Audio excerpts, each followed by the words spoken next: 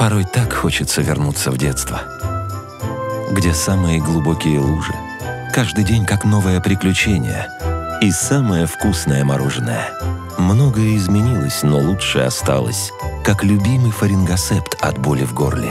Бактериостатическое действие фарингосепта влияет на симптомы и причину заболевания. Фарингосепт, когда болит горло.